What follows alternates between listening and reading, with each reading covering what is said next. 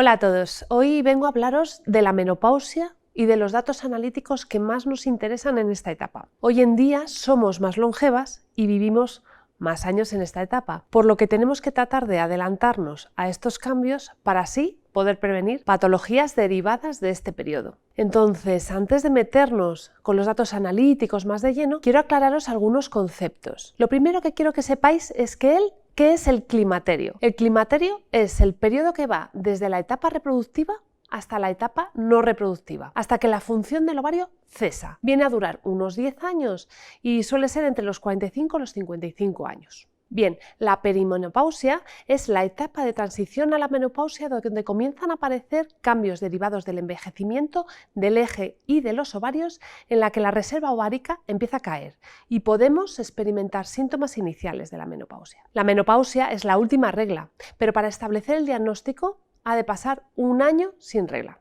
Bien, de esta manera entendemos que se trata de un proceso que es progresivo. Es el cese de la función folicular del ovario, de manera que se van agotando los folículos primordiales de forma progresiva. Nacemos aproximadamente con una dotación de 1 o 2 millones de folículos primordiales. Los folículos primordiales están compuestos por una célula llamada ovocito que está unida a unas células primordiales. Algunos de estos folículos atraviesan una serie de fases a través de la llamada foliculogénesis, donde van madurando y se van transformando hasta que se da lugar la ovulación. En la pubertad disponemos de tan solo 500.000 y a lo largo de la vida fértil ovulamos unos 400 folículos, alternándonos entre cada ovario. La pérdida de los folículos primordiales es constante, pero a partir de los 37 años comienza a caer de forma drástica, hasta que en la etapa de la menopausia se agotan por completo. Y teniendo claro estas definiciones, vamos a tratar de entender el ciclo menstrual femenino. El ciclo femenino nos sirve en la edad fértil para prepararnos para albergar un bebé, y si no se da lugar el embarazo, entonces menstruamos. Esto se repite cíclicamente hasta que de forma progresiva vamos perdiendo esta capacidad debido al envejecimiento del eje hormonal y de los ovarios, dando lugar a una caída de estrógenos y progesterona, las cuales ya no son capaces de hacer un feedback negativo a los órganos cerebrales, el hipotálamo y la hipófisis, haciendo que la FSH y la LH se eleven de una manera drástica. Vamos a tratar de aclarar estos conceptos un poco. Es complejo, así que tenéis que estar prestando mucha atención. El hipotálamo es un órgano que se alberga en el cerebro y es el encargado de segregar GnRH, que es la hormona que estimula otra estructura cerebral llamada adenohipófisis, que es la encargada de liberar FSH y LH para que actúen a nivel de las gónadas y del endometrio. Las gónadas serían los ovarios y el endometrio sería la parte más interna del útero. Si pensamos en una pera, pues sería la pulpa de la pera. Y esto es lo que llamamos el eje hipotálamo-hipófisis gonadal endometrial. Entonces, vamos a dividir el ciclo en dos partes. Una primera parte del día 1 al 14, que se llama fase folicular, y una segunda parte del día 14 al 28, que sería la fase lútea. El hipotálamo libera la GnRH en forma de pulsos y va variando su frecuencia según la fase del ciclo, liberando más número de ellos en la mitad del ciclo, cuando se produce la ovulación. En la primera fase comienza a trabajar la hormona FSH, hormona folículo tropa, en el ovario. Y su función es enviar una señal al ovario para que produzca estrógenos y estimule al folículo hasta la maduración. Esta hormona recibe de vuelta la señal de los estrógenos que le dicen, basta que ya lo hemos hecho, ¿no? Para que cese un poquito esa liberación. En esta primera parte del ciclo, en esta fase folicular que va del día 1 al 14, esto es lo que ocurre naturalmente, pero ojo, porque si no le llega ese feedback del estrógeno, la FSH va a aumentar un poco más de lo normal para insistir al ovario, para tratar de que le haga caso. Esto ocurre en el envejecimiento temprano, cuando la reserva ovárica empieza a caer. Los niveles de FSH en sangre en estos primeros días del ciclo serán mayores de lo normal si esto sucede.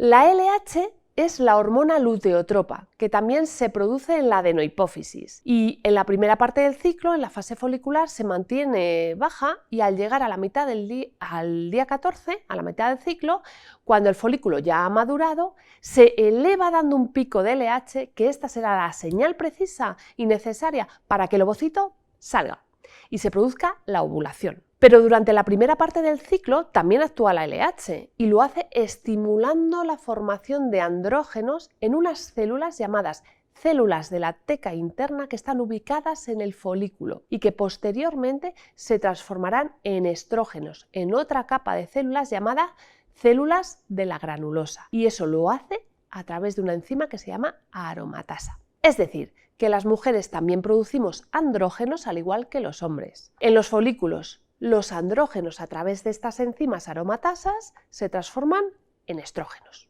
La segunda parte del ciclo, del día 14 al 28, lo que queda del folículo sin el óvulo, que salió en la ovulación, ¿recordáis?, se dedica a generar progesterona, gracias a la estimulación de la LH. En esta segunda parte, esta segunda fase, empiezan a dominar los estrógenos y la progesterona.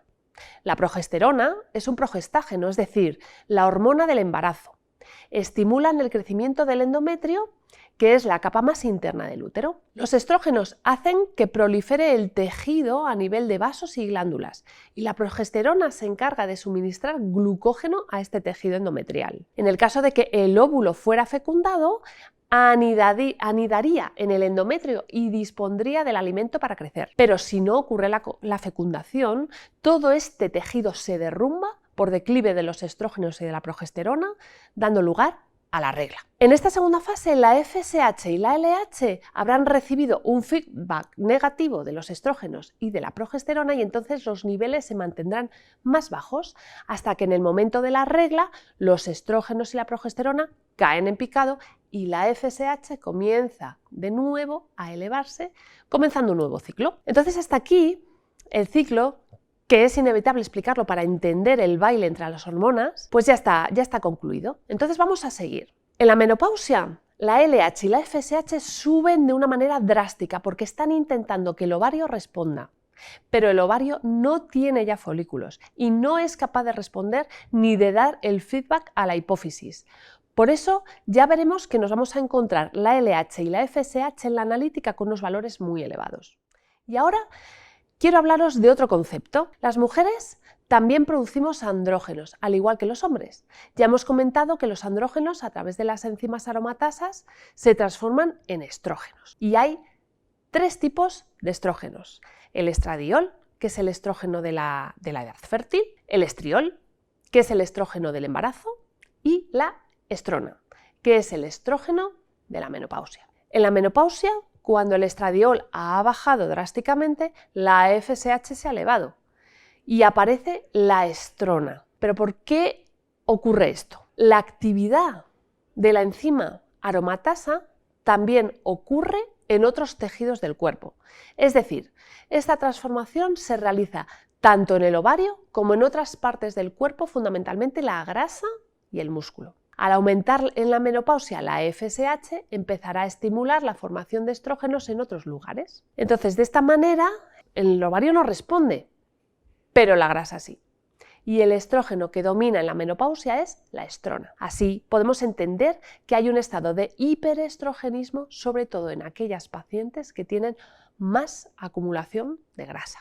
Bueno, ¿y qué podemos esperar en las analíticas en una paciente con menopausia? ¿Qué parámetros medimos? Ante todo, es muy importante saber la fecha exacta en la que la mujer se ha realizado la analítica para poder interpretar bien los resultados. También advertiros que me ceñiré a los datos en relación a la menopausia, ya que hay otras alteraciones que podrían estar implicadas y que habría alteraciones en la analítica que podrían darse lugar en otras patologías, pero que en este vídeo no vamos a entrar. Entonces, pues vamos a ello. ¿Qué pediremos en la analítica? Lo primero, la FSH. La FSH nos ayuda a determinar la reserva ovárica y cuando está por encima de un determinado valor muy elevado, que dependerá luego de cada laboratorio, nos habla de valores de menopausia. La LH. La LH nos ayuda a determinar si se produce la ovulación de manera normal. En la fase folicular los niveles se mantienen oscilantemente bajos, esperando el pico de la LH en el momento de la ovulación, y los niveles muy elevados nos hablarían de menopausia. El estradiol. Los niveles pueden estar elevados de una forma normal en un momento determinado del ciclo o estar anormalmente elevados e indicarnos que estamos ante una baja reserva ovárica. En la menopausia ya establecida estarían muy bajos. La progesterona. Los niveles al principio del ciclo serán bajos y empezarán a aumentar siendo muy elevados en la fase lútea, y en la menopausia estarán también muy bajos. También existen otras hormonas que regulan a la FSH dentro del ovario, que son la inhibina B y la hormona antimülleriana. La inhibina B se traduce en una pérdida de función ovárica. Eso es lo más importante. Entonces, en la perimenopausia empieza a disminuir la inhibina B. Esta hormona regula a la baja la FSH dentro del ovario. Es decir, cuando hay menos inhibina B, la FSH no se ve tan inhibida y aprovecha para aumentar. Si aumenta, estimula de forma más intensa los folículos primordiales con la intención de que crezcan y de que se forme más estradiol. Así que así se mantendría la función. Pero hay que tener en cuenta que en esta fase temprana de transición a la menopausia hay un menor número de folículos primordiales y además responden menos a la FSH. La hormona antimülleriana es un marcador de baja reserva ovárica. La antimülleriana comienza a disminuir de manera que solo se expresa en algunos folículos en crecimiento, y en el envejecimiento lo que hace es disminuir la sensibilidad a la FSH de los folículos ováricos. Si hay menos folículos ováricos sensibles a la FSH, menos folículos crecerán y esto se traduce en menor reclutamiento de estos folículos. Por eso esta hormona sería un marcador de reserva ovárica. ¿Otra hormona que pedimos?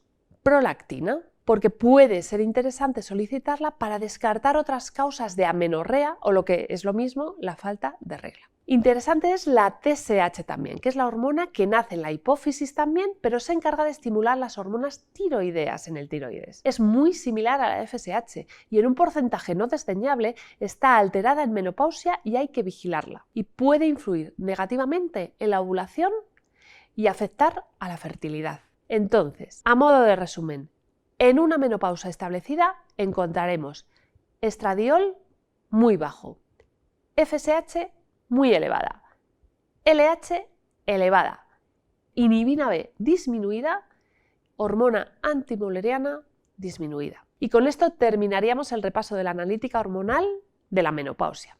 Cualquier duda, nos vemos en la Clínica de Medicina Integrativa.